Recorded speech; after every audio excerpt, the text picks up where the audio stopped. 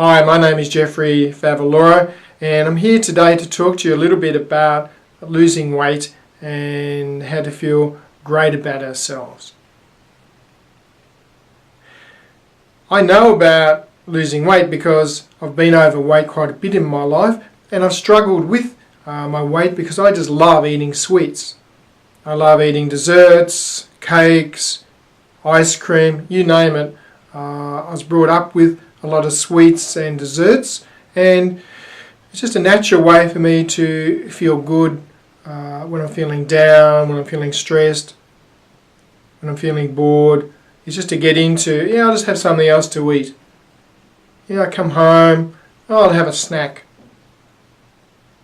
And my metabolism is particularly good at storing extra weight. Now, I'm not here to tell you about food groups or any of that. There's so much information around now, and if you watch a show like Dr. Oz, he has great tips on certain foods. We all know to eat a bowl of salad is better than eating fries and chips and etc. So my first tip in helping us lose weight is to just be aware of how I'm feeling.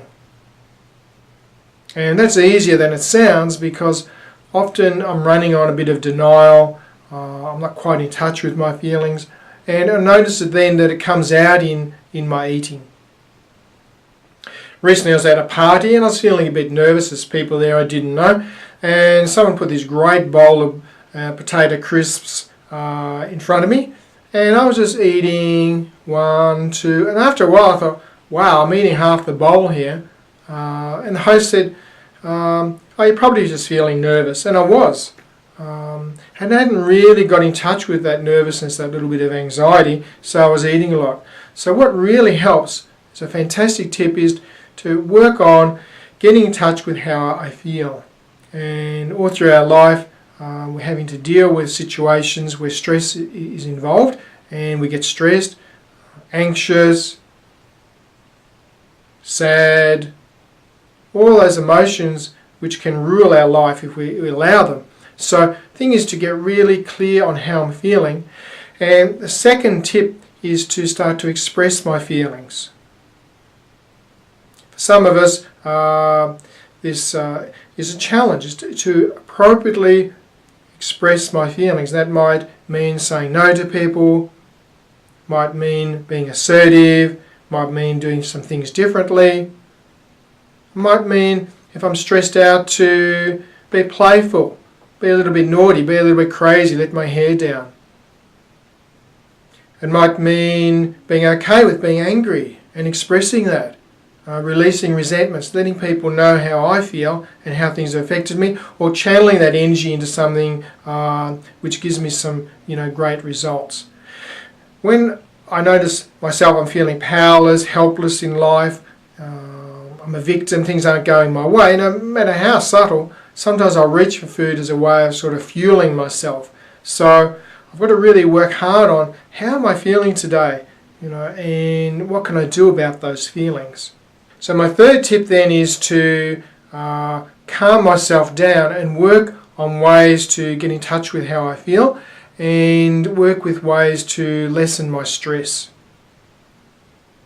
The CD I've created, which you might want to have a look at, is all about relaxing and then visualizing and seeing myself in changed circumstances and seeing myself doing the sort of things I want to be doing that are healthful to my life. So some ways to calm down, of course, is I've got a lot of meditation CDs you can look at. And to meditate means just to sit quietly, have nice music on, and get in touch with the breath, releasing tensions through our breath. And sometimes for some of us it might mean putting loud music on, dancing, also a great way of relieving stress. For some people it's going to a quiet place in nature, contemplation time, going to a church and being time for reflection. Whatever works for you, try and find some ways to calm down and relieve some of the stress in your life. And of course, the first two tips are about why is the stress there? Am I feeling emotional? Haven't I been dealing with things appropriately or in a strong way? And sometimes we don't know. When we're learning, life is a learning experience. So I've got to really work hard at being calm and doing nice things for myself. And that's my next tip, is be really kind to yourself. Be more kind and gentle and fostering an attitude of generosity and openness to myself and to my own feelings, the better. And it's no use beating myself up that I had that last cake or cookie or whatever. That doesn't help. If I foster an attitude to kindness and love to my feelings and to myself, then it will flow out into my life. It'll flow out into the activities that I'm doing. But I have to work a little bit on self-love. And being kind and self-loving is a great way to lose weight. So one of the first things to do is to be loving to my present physical condition. If I'm overweight, well, I'm overweight. Be loving to that. Don't be harsh and create inner stress. That's what I'm sort of suggesting, is often harshness and the inner critic creates more stress, and that doesn't help. My next tip is to see yourself as you want to be and the life as you want it to be. And this involves some visualizations which I've done on my CD, which is to focus on how you want your life to be, the types of foods in your house, the eating, exercising, and any other changes that you want around relationships or work. It's up to you and myself to focus on what I want. What's my values, what's my goals, my vision for myself. The clearer I am around this, the clearer the universe can start to work with me. It's like if I can ask clearly and have a clear vision for what I want and start to develop that inner visualization and inner dialogue, then it can start to be reflected on the outside. My next tip is to put in some actions. And actions don't have to be big, but start with something small, something workable. And it might mean that I'm not going to have that one ice cream a week or chocolate. I'm not going to bring it home. I'm going to avoid a store I normally go to. Might mean I'm going to say no to a partner or my family when they offer me something. And again, it's not about setting up stress. Okay, I'm feeling emotional. I had that and I shouldn't have. It's not about getting too judgmental, but putting in some action though. Maybe substituting some sugar with some other sweeteners or whatever, just some actions that are going to work for you.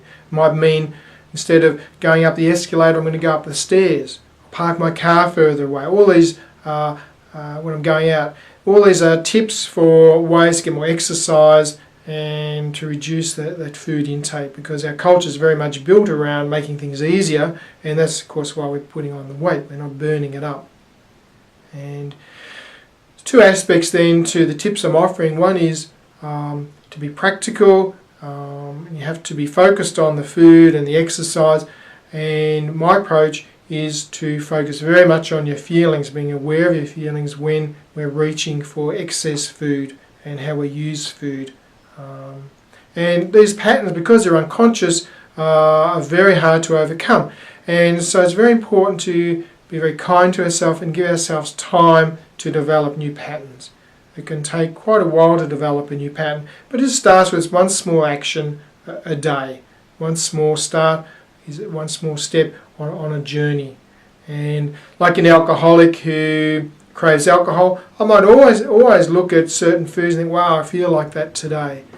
And knowing that I'm better served by not having it is a reward then I give to myself, and as the weight will drop off a bit, then I can fuel my motivation. So it's all about getting in touch with attitude and motivation. So I hope these tips have helped, and good luck.